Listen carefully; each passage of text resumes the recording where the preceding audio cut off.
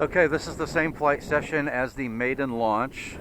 The wind has picked up even more. I got 5 to 8 mile an hour wind out here now, and I'm just having a blast with this plane because it is so lightweight for a 750mm wingspan plane. It is so floaty. So I want to come back out here. I'm just playing around with it, trying to adjust the elevator a bit to keep it more level in flight, even in the wind. This is definitely going to be, for an absolute beginner, this is definitely going to be a calm wind day plane, okay? So I don't advise flying in this kind of wind if you're an absolute beginner, but if you've got some experience, it's pretty fun. All right, launching.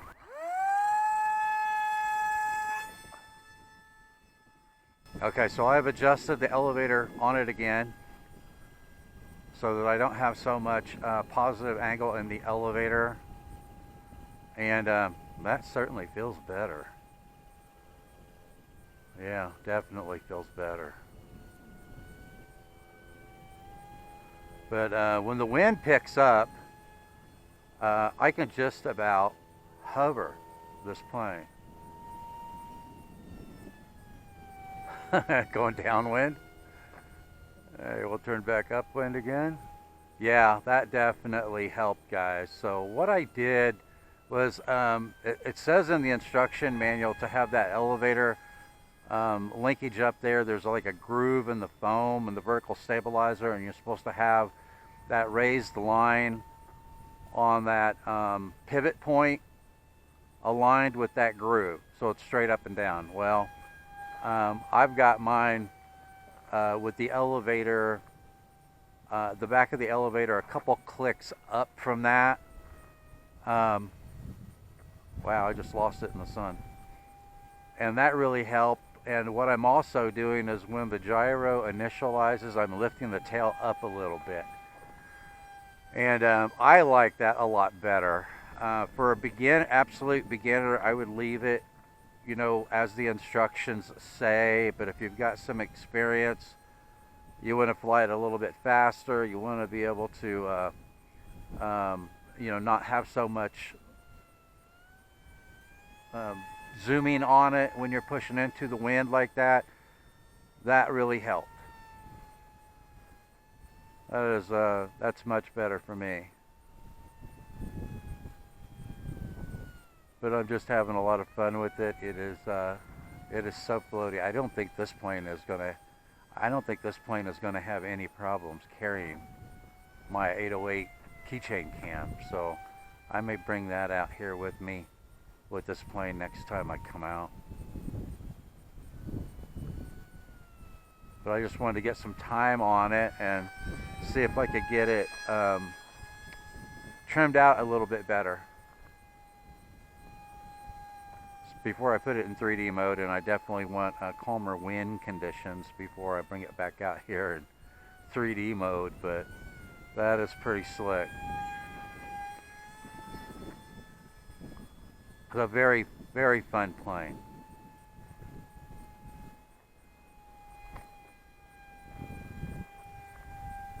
And I'm surprised. I mean, that's right there. That was full rudder there. Okay, that's full rudder there. I'm not giving it full aileron, but you know, for fully stabilized mode, those are some pretty sharp turns. You're not going to have any problems flying this in a smaller area. Look at that. That is a pretty good turn radius on that, guys. And that's in windy conditions. So you know this plane is getting pushed around quite a bit at only 218 grams with a 750mm wingspan and 5 to 8. So that is a cool little plane. I think for a beginner FPV plane, I think Esky did a pretty good job on this.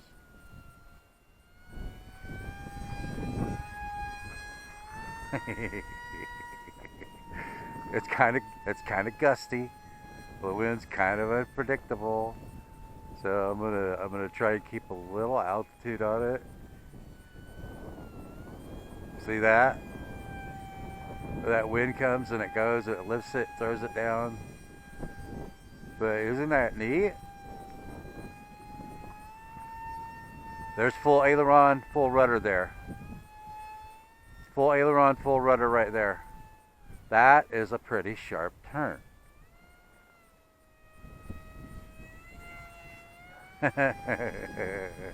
What do you guys think of that? I think that is a really good beginner plane. The programming is a little weird on it, like I stated in the first look video. But once you get that worked out, I mean, it's fully stabilized mode. It's a pretty docile plane. It's not even, you know, for intermediate skill level, it's not bad even in this kind of wind out here. It's easy to control.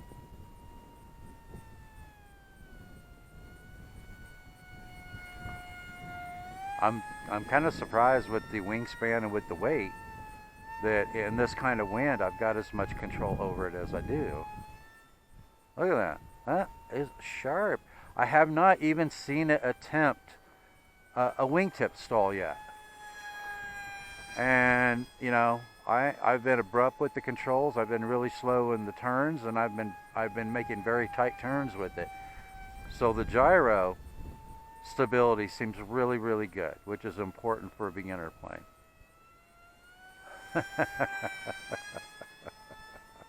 I'm starting to get my haptic. I have my timer set for 6 minutes.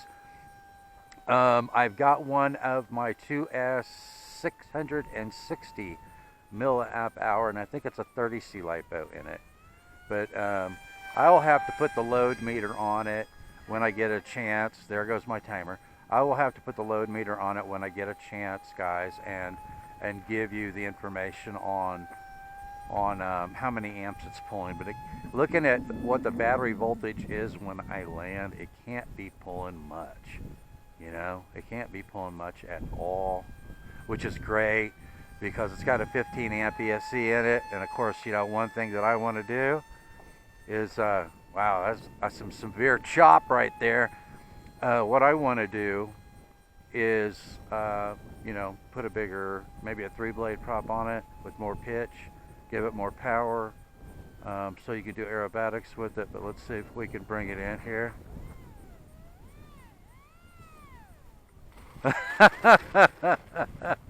Now in wind like that, landing it like that is kind of a handful, I have to admit. But it's on the ground. It's in one piece.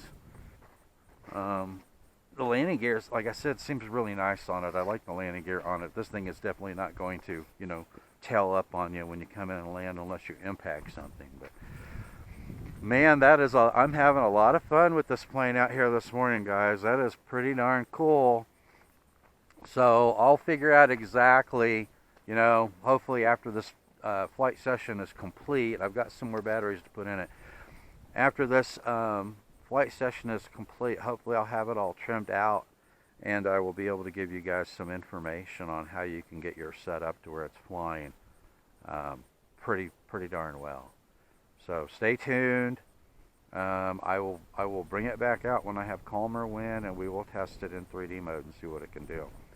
And then from there, I see some mods in its future, so stay tuned. Thanks for watching, and I will see you in the air.